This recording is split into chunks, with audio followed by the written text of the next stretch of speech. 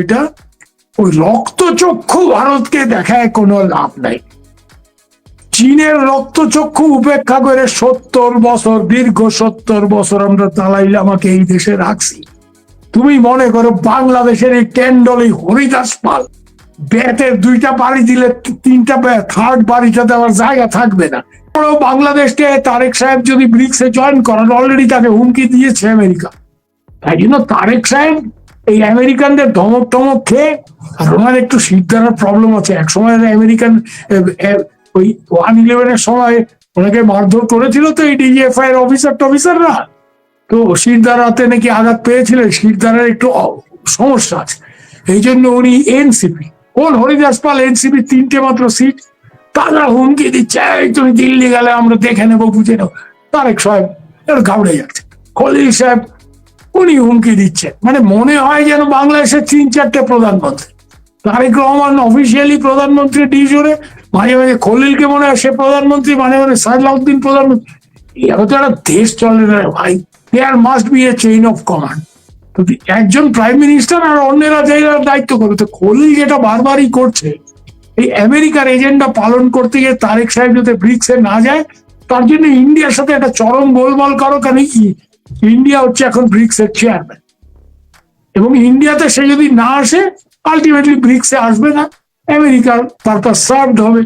তো খলিলকে মানে বাংলাদেশের মানুষ যদি সত্যিকারের নিজের দেশের স্বার্থ বোঝে, এবং তারেক সাহেব বাংলাদেশের প্রধানমন্ত্রী হিসাবে উনি যদি বাংলাদেশের মানুষের কথা মাথায় রাখেন, তাহলে এই রজার খলিল না কোন হরিদাস পাল খলিল আমি জানি না, ওকে আস্তে করে যে দেখেন মিয়া, আমেরিকানরা আপনাকে তো রিওয়ার্ড দিছে, আপনি আমেরিকানদের অনেক এজেন্ডা ফুলফিল করছেন, ওরা আপনার মতো এক হরিদাস পাল টাউট একে মানে জাতিসংঘের জেনারেল অ্যাসেম্বলি চেয়ারপারসন করে দিচ্ছে। তো তুমি ওই দেশে যাও, ওইখানে গিয়ে জাতিসংঘে গিয়ে লম্পজম্প দাও, প্লে ইউর রোল দেয়ার, আমি অন্য কাউকে ফরেন মিনিস্টার করবো প্লিজ, মানে আসেন মিয়া, ওই আসেন মিয়া মোডে যাইতে হবে।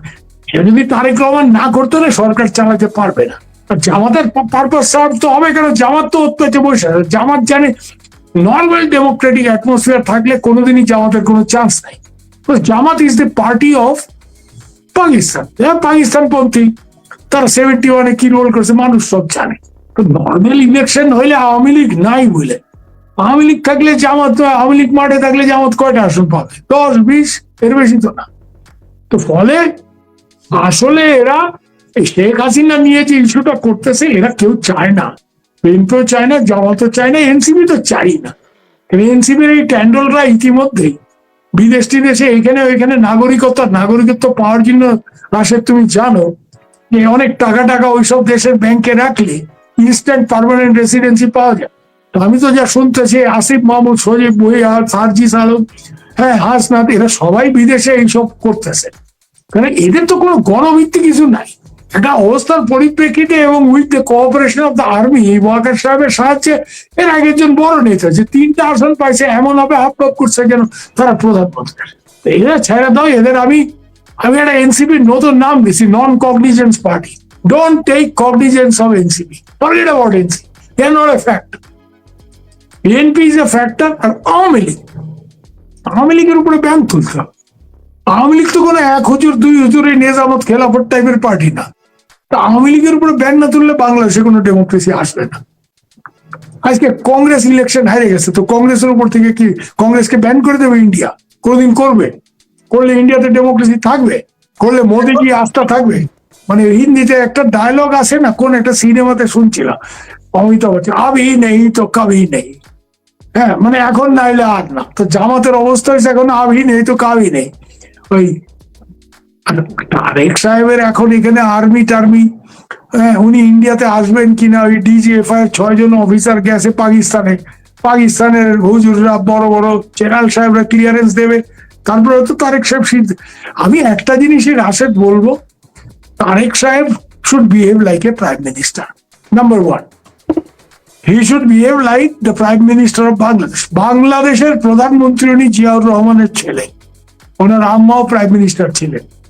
প্রাইম মিনিস্টার অফ বাংলাদেশ হিসেবে উনি বিয়োগ করলেন। ওই অমুক চাচা কি চায়, তমুক চাচা কি চায়, খলিল মিয়া আমেরিকার হয়ে কি কইতেছে, এইসব শুনলে he will lose his respect. উনি দেশ চালাইতে পারবেন না। একটা দেশে প্রাইম মিনিস্টার একজনই থাকে। আসলে হ্যাঁ দাদা, এই যে বাংলাদেশে যারা আছে বা আওয়ামী লীগ সমর্থিত যারা, ওরা মনে করছিল যে তারেক যে এবার গেলে ওখানে হয়তো বৈঠক টৈঠক হয়ে যাবে, শেখ হাসিনা কিভাবে ফিরবে, নিরাপত্তা কিভাবে, এইসব বৈঠক হবে। এখন তারেক যখন যাচ্ছে না বলে শোনা যাচ্ছে, অনেকেই দেখতেছি যে মানে তাদের মনে হয় যেন মন মানসিকতা ভেঙে গেছে, তারা হায় হায় কি হলো, অবস্থাটা এটা। আসলে কি তারেক যদি এবার যেত, আপনার কি মনে হয় যে ওখানে গেলেই শেখ হাসিনা কিভাবে দেশে ফিরবে, কোন বিমানবন্দরে ফিরবে, কতটা তোরণ বানানো হবে, এইসব বিষয়ে আলোচনা হইতো? আপনার কি মনে হয় তা? শোনো, ইন্ডিয়া ইজ ক্লিয়ার। ইন্ডিয়ার লাইনটা খুব ক্লিয়ার। শেখ হাসিনা ঠিক যেভাবে আসছিল, she was the head of the state. ইন্ডিয়ার কাছে রিকোয়েস্ট করছিল কে? তোমাদের সেনা প্রধান। সে এমন একটা সেনা প্রধান যে নিজের প্রাইম মিনিস্টার কাছে সিকিউরিটি দিতে পারে নাই, সে ইন্ডিয়াতে তাকে পাঠাইছে গিভ সিকিউরিটি। তো we got her as prime minister, we gave her security, she is a old friend. এখন তাকে সেইভাবেই তোমাদের ফেরত নিতে হবে। এক্সট্রাডিশনের কথা যদি আসে, তাহলে এক্সট্রাডিশনের যে চুক্তি, সেখানে একটা ক্লজ আছে, host country must be satisfied that the due process of law has been followed in the trial of the person concern. মানে এই ক্ষেত্রে শেখ হাসিনার ক্ষেত্রে ডিউ প্রসেস অফ ল, আইন যথাযথভাবে মাইনে ওনার বিচার হয়েছে কিনা এইটাকে, এবং ইন্ডিয়া অলরেডি বলে দিচ্ছে then it is the matter of the court. এটা আমাদের হাতে আর থাকবে না। এটা আমাদের কোর্ট, আমাদের সুপ্রিম কোর্ট। তো আমাদের তাহলে তোমরা কাগজপত্র পাঠাও, কি বিচার আচার হয়েছে, কিভাবে হয়েছে, send the papers, supreme court will examine. তাহলে শেখ হাসিনার যাওয়ার কোনো প্রশ্নই ওঠে না। সম্ভবত শেখ হাসিনা না যাতে যায়, এর জন্য ইচ্ছা করে, আমার বাপ কুমিল্লার ভাষায় কইতো যে ইচ্ছা করে প্যাঁচ লাগাইছে, বুঝছস, ওই জিলাপির প্যাঁচ আর এই প্যাঁচ লাগাই দিছে। তো এরা ইচ্ছা করে খলিল টলিলরা এই জিলাপির প্যাঁচটা লাগাচ্ছে যাতে ইন্ডিয়া শেখ হাসিনাকে ফেরার থেকে বিরত করে। কারণ শেখ হাসিনা তো শেখের বেটির তো মাথায় কেরা আছে, বলে দিছে আমি যাবো, পারলে তো অগস্ট মাসে ঢুকেছে। আমাদের লোকজন বলছে আরে বহিন যে হাম লোক সিকিউরিটি রিভিউ করনে দিচ্ছে, সিকিউরিটি কি হবে না হবে এগুলি একটু আমাদের বুঝে নিতে তো, তারপরে তুমি। উনি তো এগুলি শুনতে না আছে। উনি তো আল্লাহ ভরসা মোড়ে চলে গেছেন, যা আল্লাহ রাখলে রাখবে। ওনাকে আমার পরিচিত একজন, ওনার খুবই শুভাকাঙ্ক্ষী, সে যখন আপনার শরীর স্বাস্থ্য, আপনার সিকিউরিটি, তাকে ধমক দিয়ে বলছে আল্লাহ ভরসা।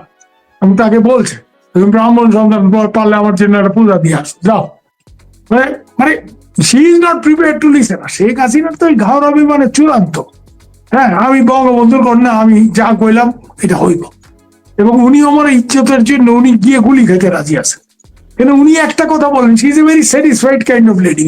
ওনাকে যখনই জিজ্ঞেস করে, আমার তো অভিজ্ঞতা আছে এটা, মানে আমার আব্বা কয়দিন বাঁচছে, তো আমি তো আব্বার থেকে বেশি দিন বাঁচছি, মারলে আল্লাহ যদি না রাখে রাখবে না, তো গুলি করে মারলে বাইরে দেবে।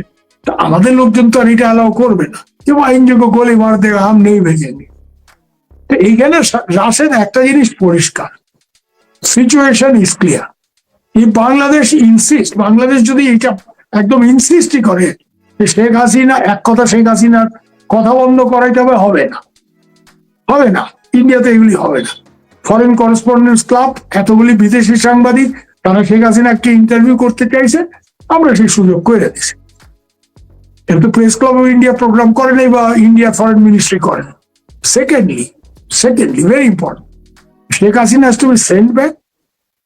শেখ হাসিনা, আমাদের কোর্ট, এটা আদালতের মামলা। অলরেডি দেখবা ইন্ডিয়ান এক্সপ্রেসে আমার বান্ধবী ঋতু সারিন স্টোরি করছে যে this is the matter of the court, court decide করবে, এক নম্বর।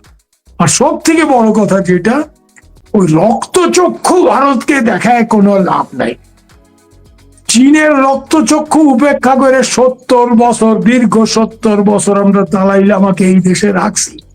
তুমি মনে করো বাংলাদেশের এই ক্যান্ডল, এই হরিদাস পাল, 5 টাকার সাংবাদিক, ব্যাটের 2টা বাড়ি দিলে 3টা থার্ড বাড়িটা দেওয়ার জায়গা থাকবে না।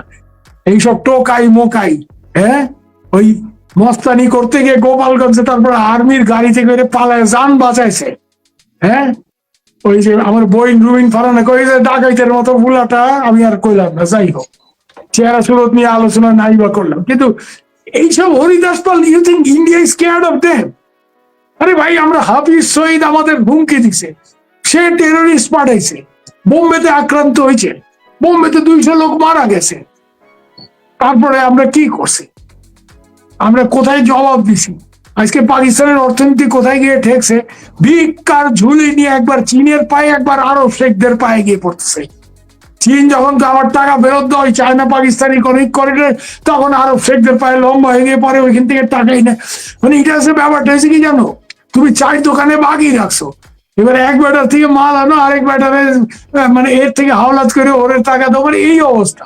মানে গ্রামে কিছু লোক থাকে না যে পারপেচুয়ালি তারা ইনডেট, তারা সবসময় মানে এর থেকে হাওলাত করে ওরে টাকা ফেরত দেয়, ওরে টাকা। পাকিস্তান হচ্ছে এরকম একটা দেশ, it's a failed state. Bangladesh যদি ফেইল্ড স্টেট হইতে চায়, এইটাই যদি বাংলাদেশের এই রাজপুরুষদের ডিজায়ার, বাংলাদেশের শেখ হাসিনার আমলে পাকিস্তান, এই বাংলাদেশ ইকোনমি কোন জায়গাতে উঠছিল আর আজকে কোন জায়গায় আছে, এটা আমার কথা না, এটা ওয়ার্ল্ড ব্যাংক IMF এর রিপোর্ট, আপনি দেখলেই বোঝা যায়। এটা কারো কথা না। আরে ক্রাইসিস তো আগেও ছিল, বিদ্যুতের ক্রাইসিস আগে ছিল না, উনি ম্যানেজ করছেন, উনি ইন্ডিয়া থেকে বিদ্যুৎ নেওয়ার ব্যবস্থা করছেন, উনি আরো অনেক কিছু করছেন। এইখানে শেখ হাসিনা একটা জিনিস মনে রাখবো, শেখ হাসিনা যে টাফ নেগোসিয়েটার, ইন্ডিয়াকে উনি যা দিয়েছেন তার থেকে অনেক বেশি উনি বুঝে নিছেন ইন্ডিয়ার থেকে। একটা একটা করে আমি এগুলি দিয়ে তোমার বুঝাইতে পারি, যাই তার মধ্যে না নাই গেলাম। কিন্তু শেখ হাসিনাকে প্রথম কথা হচ্ছে, শেখ হাসিনা ইন্ডিয়ার সবাই বহিনজি। আজকে মোদিজি ওনাকে বহিনজি বলে, অমিত শাহ বহিনজি বলে, রাহুল গান্ধী প্রিয়াঙ্কা গান্ধী মাসিজি বলে, কারণ এদের সঙ্গে তো পারিবারিক সম্পর্ক। উনি যখন 75 থেকে 80 ইন্ডিয়াতে ছিলেন, এই রাহুল প্রিয়াঙ্কা ওনার কোলে উঠছে, গান্ধী ফ্যামিলির সঙ্গে পারিবারিক সম্পর্ক। শেখ হাসিনাকে ফেরত টেরত অত সোজা না। আর বাংলাদেশের এই 5 টাকার টোকাইদের ভয়ে ইন্ডিয়া কাইপে, ইন্ডিয়ার জ্বর উঠে যাচ্ছে, আমাদের এক একজন 105 জ্বর হয়ে গেছে, একটু দেখে যাও না রে ভাই, থার্মোমিটারটা দিয়ে দেখে যাও না আমাদের কত জ্বর উঠছে। এগুলি ছাড়ো। আর একটা জিনিস কিন্তু মনে রাখতে হবে, ইন্ডিয়ার সাথে পাঙ্গা যদি নেও, পাকিস্তান পাঙ্গা নিছে, ইন্ডিয়ার অ্যাটিটিউড যদি একবার হার্ডেন্ড হয়ে যায়, ওই সিন্ধু নদের পানি টানি নিয়ে কি হইতেছে দেখতেছে না, পাকিস্তান বলছে আমি इंटरनेशनल कोर्ट में जाएगा, जाओ जाओ, कौन अमेरिका का चाचा तुमको बचाएगा, चाइना का मामा बचाएगा, हम भी देखेंगे। अरे भाई, in this region India is the biggest economy, we know how to leverage it, we are also the source of all the common rivers। একটা জিনিস ইন্ডিয়াতে আছে, এটা আমি একটা বিশেষ ঘটনা থেকে আমি জানি, যখন ওই 10 টাকা অস্ত্র টস্ত্র ওই অপারেশন, তখন প্রথম ছিল, আমরা তো জানতাম এগুলি, মহিউদ্দিন চৌধুরী আমাদের জানায়, তো প্ল্যান ছিল যে ভিতরে ঢুকবে যখন এই অস্ত্র নামবে, রকেট টকেট পটল বিহারি, বা ইন্ডিয়াতে তো এগুলি আর্মি বা ইন্ডিয়ান ইন্টেলিজেন্সে অপারেশন করতে হয় না, ফরেন টেরিটরি কোনো অপারেশন করতে গেলে ক্যাবিনেট কমিটি সিকিউরিটি অ্যাফেয়ার্স এর ক্লিয়ারেন্স লাগে। যেই এই প্রস্তাব উঠছে, বাজপেয়ী জি প্রথম বলছে ये जो प्लान है इसमें बांग्लादेश का आम जनता कितना मारा जा सकता है, কত ক্যাজুয়ালিটি। তো বলছে এখানে এই মালটাল নামানোর জন্য যেসব 200-300-400 লেবারার থাকবে, হ্যাঁ শ্রমিক, এদের অনেকেই মারা যেতে পারে, কেন এই মাল নামতেছে এত এক্সপ্লোসিভ জিনিস, রকেট টকেট ফায়ার করলে। তো I will not allow this. আমার প্রবলেম বাংলাদেশ গভর্নমেন্টের সাথে, not with the people of Bangladesh. তো আমি এটা অ্যালাউ করবো না। ইন্ডিয়াতে এইসব ব্যাপার আছে। তো তখন কি করা হয়েছে, তখন এটাই করা হয়েছে যে ওই সময় মনে করে দেখো যে আওয়ামী লীগ একটা হুঙ্কার দিছিল, জলিল সাহেব ট্রাম্প কার্ড 1 মাসের মধ্যে সরকার ফেলে দেব। তো এইটা, এই চক্রান্তটা ডিজিএফআই NSA কিছু অফিসার মিলে করছিল, চিটাগাং পুলিশ জানতো না। চিটাগাং পুলিশের কানে দেওয়া হলো যে ইন্ডিয়ার থেকে আওয়ামী লীগের জন্য অস্ত্র ঢুকতেছে, আর হই হই করে চিটাগাং পুলিশ এখানে গিয়ে লাফায় পড়লো, false flag operation, we did it successfully. এর মধ্যে গেলাম না বিস্তারে, এটা আলাদা স্টোরি, বলে অনেক কিছু আমরা জানি। কিন্তু ব্যাপারটা হচ্ছে ভাই, ইন্ডিয়ার সাথে যদি ভালোভাবে থাকো অনেক কিছু পাইবা, এটা আমাদের নেচার। তুমি আমারে ভাই বলে, দাদা বলে, দাদা বেজালে পড়ছি, অমুক তমুক, আমি জান লড়াই দেবো। এই আমার বোন টোনদের কাউকে জিজ্ঞেস করি, তারা না হালিম, তানিয়া, আমি জান লড়াই দেবো। দরবেশের সাথে যখন তার ঝামেলা হয়েছে, এই তারানা হালিমের আওয়ামী লীগ, দরবেশের সাথে ঝামেলায় গেছি, আমি আর কি বলবো। মানে আমার বিরুদ্ধে অনেক অভিযোগ উঠছে যে আমি এই বলছি সেই বলছি, যাই হোক, এর মধ্যে আমি রয়েছে যে তুমি আমার সাথে ভালো মানে আমি তোমার জন্য জান নয়, আমি যদি থ্রেট করো হাম তুমকো ইয়ে কার দেগা, তাহলে ইন্ডিয়া থেকে খারাপ কেউ হবে না। এটা পাকিস্তান টের পাইছে, হারে হারে টের পাইছে, এবং এর জন্য পাকিস্তানের সাধারণ মানুষ সাফার করতেছে। নওয়াজ শরীফ, শাহবাজ শরীফ ইন্ডিয়ার সাথে ট্রেড করতে চাইছিল, আর্মি এখানে গন্ডগোল থাকছে, একদম টোটাল ট্রেড আমরা বন্ধ করে দিয়েছি। পাকিস্তানের সাথে আমাদের যেটা ট্রেড হচ্ছে তো একতরফাই ছিল। পাকিস্তান থেকে আমরা কি কিনবো বলো? পাকিস্তান কি বানায়? আমাদের থেকে জিনিসপত্র কিন্তু তারপরেও পাকিস্তান এটা চাইছিল, নওয়াজ শরীফ, শাহবাজ শরীফ এটা চাইছিল যে আমি ইন্ডিয়াকে সাথ বিজনেস করেंगे, তো এটা করেনি। যখন এই টেরোরিস্ট অ্যাটাক ফ্যাটাক হয়েছে, আমরা টোটাল ট্রেড পাকিস্তানের সাথে বন্ধ করেছি। কি হয়েছে আমাদের? কোথা থেকে কি হয়েছে? কিছু হয়েছে? বাংলাদেশ এইসব হম্বি তুম্বি করে কোনো লাভ নেই। এগুলি যারা করতেছে, আর ওই কিছু আছে বাংলাদেশের একটা অ্যান্টি ইন্ডিয়ান ইকোসিস্টেম আছে, এটা কই রেখায় রাত্রের অন্ধকারে আবার নিজের বাপের চিকিৎসার জন্য ইন্ডিয়া আসবে, তখন এই হারামজাদা গিয়ে ইন্ডিয়ার ভিসা নিতে চায়। হ্যাঁ, কি লুকায় একটু মদ্যপান করার ইচ্ছে হচ্ছে ইন্ডিয়ান এমবেসির পার্টিতে, এটা আবার রাত্রে 9:30টার পর চায়। নামটা নাই করলো, ছবি টবিও আছে, বুঝতে পারছো? ভালো মন্দ একটু মানে পিয়েগা আর খুশ হয়ে যায়গা, এগুলি আমরা জানি। এইসব দ্বিচারিতার তো চরম এগুলি। আর আরেকটা ব্যাপার আমি এখানে পরিষ্কার এটা বলি, ইউনূস সাহেব বাংলাদেশে উনি চিফ অ্যাডভাইজার হয়ে উনি নিজের কোম্পানির জন্য অনেক কিছু করছেন।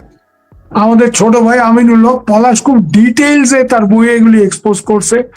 NSI officer, he investigated Yunus, is a thief. হ্যাঁ, ও মানে বাংলাদেশের অর্থনীতিটাকে তো ডুবাইছে। তারেক রহমানের কাজটা খুব শক্ত কাজ এখন এই ইকোনমিকে। এইটা ঘুরে দাঁড় করাইতে গেলে he needs India's cooperation. India also needs Bangladesh, জিওগ্রাফির কারণে নর্থ ইস্টের সাথে যোগাযোগ রাখতে গেলে বাংলাদেশের ভিতর দিয়ে আমাদের সুবিধা, কিন্তু এটা না হইলে আমরা মরে যাবো, এটা মনে করার কোনো কারণ। আমাদের কিন্তু নর্থ ইস্টের অল্টারনেট রাস্তা কালাদান মাল্টিমোডাল প্রজেক্ট দিয়ে হয়ে যাচ্ছে। কলকাতা থেকে by sea, Sittwe, Rakhine, Rakhine থেকে by river, Paletwa, up to সোরনপুর। আর আমাদের শিলিগুড়ি করিডোর তো আছেই। আর শিলিগুড়ি করিডোর ঝামেলা হইতে আরে কোথায়? চীনের সাথে যদি যুদ্ধ লাগে, চীনের সাথে আমাদের সম্পর্ক উত্তর সম্পর্ক ভালো হইতেছে। চীনের যখন তারেক সাহেব চীনে গেছিলেন, তখন চীনের পররাষ্ট্রমন্ত্রী ইন্ডিয়াতে ছিল। চীনের সাথে বর্ডার ডিসপিউট সলভ করার ক্ষেত্রে খুব বলিষ্ঠ পদক্ষেপ ইন্ডিয়া নিয়েছে। কেন আমরা এইসব ব্যাপারে আমরা তো কারো দাঁড়াল, আমরা আমেরিকা হয়ে আমেরিকা চায়না দেখে আমি চীনের সাথে, চীন আমাকে চীনের বিরুদ্ধে আমাকে ব্যবহার সরি আমাকে কেউ ব্যবহার ট্যাবহার করা যাবে, বুঝতে পারছো? আমার পশ্চাৎ দেশ বন্ধক দিয়ে ইন্ডিয়া পলিটিক্স করে না, বুঝতে পারছো? আর বাংলাদেশে এগুলি যারা করে তাদের মানুষকে একটু চিনতে হবে। We want Tarique Rahman to behave like the prime minister of Bangladesh, হ্যাঁ, not like the agent of ওই খলিল টলিল রাজা, agent of America, agent of China, ওইসব। বাংলাদেশের স্বার্থ দেখো, ইন্ডিয়ার সাথে সুসম্পর্ক বাংলাদেশের স্বার্থ সিদ্ধির জন্যই প্রয়োজন। এটা যদি সে বোঝে, বাংলাদেশের জন্য, তার জন্য, বিএনপির জন্য অত্যন্ত মঙ্গল। আর নাইলে ফটোকার্ড দেখাচ্ছি দীনেশ ত্রিবেদী, উনি বলছেন প্রধানমন্ত্রী দিল্লি সফর করলে যে কোনো সমস্যার সমাধানে কাজ হবে। ভারতীয় হাইকমিশনার দীনেশ ত্রিবেদী। আমার যে প্রশ্নটা, শেষ প্রশ্ন আপনাকে, তারেক কি ভারত আসলে যাচ্ছে কিনা এমন কোন রিপোর্ট আপনার কাছে আছে কিনা? যদি না যায় তাহলে কি হবে, আর যদি যায় তাহলে কি লাভ, কি ক্ষতি কি? দেখো, তোমার সাথে আমার একটা ভেজাল হয়েছে। তুমি আমার বাসায় আসবা না আমি তোমার বাসায় যাবো, এইটা নিয়ে যদি তুমি দর কষাকষি করতে থাকো, হ্যাঁ, এবং দর কষাকষি করে তুমি ঠিক করলে যে তুমি আমার বাসায় আসবাই না, কথাই বলবে না, তাহলে সমাধানটা হবে কি করে? তো দীনেশ ত্রিবেদী তো এটাই বলছে, ট্রাফিক সাহেবকে উনি বলছেন তো এটা, যে আউটস্ট্যান্ডিং যা ইস্যু আছে আপনি গিয়ে হাইয়েস্ট লেভেল এটা সলভ করেন। কেন এটা বিউরোক্রেসির কাছে থাকলে বিউরোক্রেসির আরো সমস্যা প্যাঁচ লাগায়। এটা তো বলতো আমলারা আরো 10টা প্যাঁচ লাগাবে। হাইয়েস্ট লেভেলে পলিটিক্যাল লেভেলে আজকে বর্ডার ইস্যু ইন্ডিয়ার সাথে চায়না, যেখানে আমাদের যুদ্ধ হয়েছে রীতিমতো। বাংলাদেশের সাথে তো আমাদের যুদ্ধ হয়নি, যুদ্ধ আমরা করছি বাংলাদেশ গঠন করার জন্য, কিন্তু বাংলাদেশের সাথে তো আমাদের যুদ্ধ হয়নি। তো এই জায়গাতে দাঁড়ায় আজকে আমাদের তারেক সাহেবকে আমরা ইনভাইট করছি, হি ক্যান কাম, ব্রিক্সের ইনভিটেশন আছে, উনি আসলে অনেক কিছু সমাধান হবে। দীনেশ ত্রিবেদী যেটা স্বাভাবিক কথা সেটাই বলছে। আর উনি যদি এটা বলেন না, আগে আমার এই কন্ডিশন ওই কন্ডিশন, একটা स्टेज पर इंडिया बोलবে भाड़ में जाए तुम्हारा कंडीशन, पाकिस्तान जैसा हालत तुम्हारा भी कर देंगे, तुम बैठो घर में, बट हमसे डीजल मत मांगो भैया, हमसे बिजली मत मांगो भैया, সলিউশন কর। দেখি চীন থেকে বিদ্যুৎ আনবিয়া, যা আমেরিকা তো ডিজেল দেখ, ভেনিজুয়েলার তো তেলগুলি লুটপাট করতেছে ট্রাম্প, তো তোমারে দেখ না, তোমার কত বড় চাষা আমি দেখি। এগুলি শোনো, একটা জিনিস মনে রাখবা Rashed, you can't choose your neighbours, you can choose your friends. তুমি কার সাথে বন্ধুত্ব করবে এটা, you can't choose your neighbours. India and Bangladesh we are neighbours, we need to be friends. তুমি যদি এখন ইচ্ছা করে একটা সিদ্ধান্ত নাও যে পায়ে পা দিয়ে ঝগড়া করবা, তুমি যদি এখন মশা হয়ে মানে হাতির সাথে ঝগড়া করতেছো, করো, ফেস দ্য কনসিকুয়েন্সেস। শোনো, গাধারা নিজেরা ভুল করেও শেখে না, বুদ্ধিমান লোক অন্যের ভুল থেকে শেখে। পাকিস্তানের ভুলটার থেকে শিক্ষা গ্রহণ করলে বাংলাদেশের জন্য ভালো হবে, না হইলে করো, মেক দ্য মিস্টেক। দেখো, আমরা ইন্ডিয়াতে সবসময় দেয়ার ইজ এ লবি, মানে আমরা সেই লবির লোক যারা বাংলাদেশকে এটা দাও ওইটা দাও, বাংলাদেশের ওকালতি বেশি করে। আমাদের মাঝে মাঝে অনেক দিল্লিতে লোকজন লাভ তো দাদা আধা বাংলাদেশি হয়, তুমি তো আধা বাঙালি সেন্টিমেন্ট কাজ করে। কিন্তু আজকে একটা কথা আমি বলবো, তারেক সাহেব যদি ইন্ডিয়ার ইনভিটেশনের পরে ইন্ডিয়াতে না আসে, সব থেকে হার্ড পজিশন কিন্তু আমাদের হবে। আমরা বললো কিচ্ছু দিবা না, কিচ্ছু দিবা না, সবাই চাউল ডাই সব বন্ধ করে, দেখি মাস্তানি। আরে এটা বিবি নন্দী রয়ের প্রভাত প্রতিম অফিসার, তার ছেলে খুব বড় সাংবাদিক এখন, চন্দন স্যার আমাদের টাঙ্গাইলের মানুষ। একটা কথা বলতেছে, কি কইলাম, ও দিল্লি সরবাজি বারবাজি বলছে না, আমি পূর্ব বাংলার মানুষ, আমারে বাংলাদেশ সিধা করতে আমি একটা লুঙ্গি পরে ওই পেটরা বলবে না সীমান্তে গিয়ে ট্রাক ড্রাইভারের কষায় দুইটা থাপ্পড় মারো, ওই হারামজাদারা আমার উপর খেপে গিয়ে স্ট্রাইক করবে, স্ট্রাইক করবে। 5-7 দিন বাংলাদেশে কোনো ট্রাক যাবে না, তুমি দেখো, তারপরে বাংলাদেশ কয়েক মিনিট লম্বা হয়ে তোমার কাছে এসে পড়বে। So we don't want this kind of hard thing, এরকম এই জিনিসগুলো আমরা চাই না, আমাদের বাধ্য না করলেই ভালো। সামনে কিন্তু গঙ্গার পানি চুক্তি 9.9 আছে, এগুলি একটু মাথায় টাথায় রাখা দরকার। পানিটা কিন্তু উপর থেকে নিচে যায়, তাই না, এগুলো মাথায় রাখা দরকার। সিন্ধু নদ নিয়ে পাকিস্তান মাস্তানি করে, দেখো পাকিস্তানের সাথে আমাদের এতগুলি যুদ্ধ হয়েছে, তাই তো, একটা যুদ্ধের ফলে বাংলাদেশ হয়েছে। কিন্তু যেই সিন্ধু নদের চুক্তি আমরা 60 সালে করছিলাম, এই সিন্ধু নদের চুক্তি Jawaharlal Nehru, Indira Gandhi, Lal Bahadur Shastri, Morarji Desai, HD Deve Gowda, Gujral, Vajpayee, Manmohan Singh, last but not the list Narendra Modi, সবাই কিন্তু এই ট্রিটি অনার করছে পাকিস্তানের সাথে যুদ্ধ, 3টা যুদ্ধের পরেও। কিন্তু এইবার যখন টেররিস্ট অ্যাটাক হয়েছে এই পেহেলগামে ঢুকে, এরপরে এরা বলছে ঠিক আছে পানি বন্ধ করো, আমরা এখানে বাঁধ টান করে পানি ডাইভার্ট করে দেবো। পাকিস্তান প্রথম লম্বজম্ব করছে, আমেরিকা দেখাইছে, এই দেখাইছে। আরে আমেরিকা ভাই তোমাকে পিছন থেকে হাওয়া দেবে, দিয়ে একটা ভেজাল সৃষ্টি করে, তারপর ওদের তুমি ভেজালের সময় কোনোদিন পাইবা। আমেরিকা যার দোস্ত, তার দুশ্মনের দরকার নেই। এটা ইন্ডিয়ার একজন বিখ্যাত লোক বলে, আমি নামটা নাই বা করলাম, ইন্ডিয়ার এখন সে সিকিউরিটি সেটআপের খুব বিগ বস, যে আমেরিকা जिसका दोस्त है उसको दुश्मन का जरूरत नहीं है। তো যাই হোক, এইখানে ওই আমেরিকার দোস্তি করতে গিয়ে খোলে ইউনিভার্সিটি বাংলাদেশকে যে রসাতলে এবং বার্মি সিভিল ওয়ারের মধ্যে জড়ায় ফেলতেছে, বাংলাদেশের প্রবল ক্ষতি হবে। এই লোকগুলিকে বাঙালির উচিত চাপকায় বঙ্গোপসাগরে ফেলায় দেওয়া, ছাড়া কিছু না।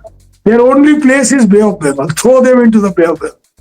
এরা বাংলাদেশের রাজনীতিতে যতদিন এরা অ্যাক্টিভ থাকবে, বাংলাদেশের প্রবল ক্ষতি হবে। আরেকটা শেষ কথা আমি বলি, বাংলাদেশ এই যে কিছু লোক আছে না বলে, বুঝছো, যে আমাদের উন্নতি হবে বাংলাদেশ, এটা চায় না, ইন্ডিয়া চায় না, গাধার বাচ্চা এরা। মনমোহন সিং নিজে এই কথাটা বলতো, আমরা এটা বুঝি যে বাংলাদেশ যত গ্রো করবে অ্যাজ এ স্ট্রং ইকোনমি, সব থেকে বেশি লাভ আমাদের ইন্ডিয়া, এবং বিশেষ করে eastern India, north eastern India. Bangladesh যত ইকোনমি গ্রো করবে, বাংলাদেশের লোকের আসলে টাকা হাতে আসলে প্রথম বাংলাদেশের লোক কোথায় চায়, চলো মিয়া ক্যালকাটায় চাই। ও আমি ভুল করতেছি? বাংলাদেশের লোক ইকোনমিক্যালি হাতে টাকা পয়সা আসলে এটা খরচ করে, প্রথম প্রবণতা আছে ইন্ডিয়া, চলো কলকাতায় যাই নাহলে আগরতলায় যাই, তাই তো? তারপরে সিঙ্গাপুর অমুক তমুক এগুলি অনেক পরের কথা, অনেক পরের গল্প। এগুলি সুপার রিচ যারা তারা যায় চিকিৎসা করাইতে, যাদের খুব টাকা পয়সা আছে, হ্যাঁ, বিএনপির নেতা, আওয়ামী লীগের বড় নেতা, বড় বিউরোক্র্যাট, অনেক ঘুষ টুস খাইছে, তারা ওই রেফারেন্স ট্যাফেলস ওই সব হসপিটাল, সিঙ্গাপুরে মাউন্ট এলিজাবেথ হসপিটালে যাবে। কিন্তু সাধারণ যে গরিব মানুষ, সেই ইন্ডিয়াতে আইসে দাদা আমার ভিসাটা একটু করায় দেন কষ্ট করে, আর একটু ওই আমার কিডনির খুব সমস্যা, ডাক্তার প্রতীক দাসরা একটু দেখাবো। আরে ভাই, এই কাদের ভাইয়ের যখন হার্ট অ্যাটাক হইলো, দেবী শেঠিরে প্লেন দিয়ে উড়ায়, এয়ারপোর্টে দৌড়ায় গিয়ে তাই ভিসা দিয়ে। এই দেবী শেঠির ইন্ডিয়াতে যত লোক চেনে, উনি ব্যাঙ্গালোর, আমি এই মুহূর্তে ব্যাঙ্গালোরে বসে, উনি ব্যাঙ্গালোরের লোক, উনি ব্যাঙ্গালোরে যত লোক চেনেন বাংলাদেশে ওনাকে বেশি লোক চেনেন। He is very popular in Bangladesh. আর উনি একটু একটু বাংলাও বলেন টলেন, যা হয় বাঙালি মানুষ, এই তো ডাক্তারবাবু তো আমাকে কথা কয়। Bangladesh is very popular. দৌড়ায় গিয়ে উনি অনেকে উড়ায় নিয়ে গিয়ে, ফ্লাই করায় নিয়ে গিয়ে কাদের মিয়ার চিকিৎসা, পরে কাদের সাহেব মানে আব্দুল ওবায়দুল কাদের, হি ওয়াজ সেন্ট টু সিঙ্গাপুর। তো প্রত্যেকটা ব্যাপারে যে একে অপরের উপর নির্ভরশীলতা, এটা খারাপ কিছু না। তোমার দেশে অনেক কিছু আছে, এটা আমার দরকার। কারণ মানে চাঁদপুরের ইলিশ টিলিশ, দীপমণি যখন বইন যখন আগরতলা একবার কনক্লেভে আসলো, আমরা দাওয়াত দিলাম, দাদা কি তা আনুম, আর কি আনবি, চাঁদপুরের ইলিশ লয়ে ফাইন। তোমরা আমি গেলে আমার বইনদের বা ভাইদের যখন জিজ্ঞেস করে, আমি জানি আমার তো জিজ্ঞাতে লাগবো না। হ্যাঁ, ইন্ডিয়ার বিভিন্ন প্রদেশের ভালো শাড়ি টাড়ি, চান্দেরি শাড়ি নিয়ে গেলাম, বইন এটা পরে দেখ, এটা কোথাকার শাড়ি দাদা, স্বাভাবিক জিনিস এগুলি, good relation, people to people relation. এগুলি কিছু রাজনীতিবিদ হাতে ধরে বদমাইশরা, ওই যে বিডিআর এর চিফ ছিল মনে আছে ফজলুর রহমান, হাতে ধরে পায়ে পা দিয়ে ঝগড়া করে বিএসএফ এর সাথে গোলামি। কি লাভ হয়েছে? তারপরে কি লাভ হয়েছে? এটার ফলে ভারত সরকার কাঁটাতারের বেড়া দেওয়া শুরু করছে, আসা যাওয়া লোকজনের মধ্যে স্বাভাবিক ছিল, সাধারণ মানুষ এতে ক্ষতিগ্রস্ত হয়েছে। ফজলুর রহমানের কি হয়েছে? বিজেপি চিফ থাকার সময়, বিডিআর এর চিফ থাকার সময় স্মাগলারের থেকে কত টাকা কামাইছে হারাম জাদা জানি না। জেনারেল সাহেব, how much money he made? Smuggler তো ডাক হয় রীতিমতো বিএসএফ বিডিআর, আমি কি আর কি কইতাম, এই ধর্ম ইতনা, ওরা বলে এখানে এত, এরা সব এদের ইতিহাস আমাদের জানা। এখানে একটা কথাই বলবো, দুই দেশের সম্পর্ক সাধারণ মানুষের স্বার্থে, দুই দেশের মানুষের স্বার্থে উন্নতি হোক, এটাই আমাদের কামনা। এবং বাংলাদেশ যত অর্থনৈতিক ডেভেলপ করবে, বাংলাদেশ যত উন্নতি হবে, ততই আমাদের লাভ। এটা মনমোহন সিং বুঝতো, উনি তো ইকোনমিস্ট মানুষ, উনি তারেক সাহেবের মতো স্কুলে 2-3 বার ফেল টেল করার লোক না। ওকে, মনমোহন সিং যখন ছিলেন, বা আমাদের এখন যে প্রধানমন্ত্রী, উনিও তো লেখাপড়ায় অত কিছু, তো মনমোহন সিং যখন ছিলেন টপ ইকোনমিস্ট। ইভেন ওবামা ওনাকে how he tackled 2008-9 Lehman Brothers worldwide economic crisis, we all know it. বেশি কথাটা তো বলতেন না, ভদ্র মানুষ। তো মনমোহন সিং আমাকে ইন্টারভিউ একবার বলছে, you are from Tripura? Yes sir.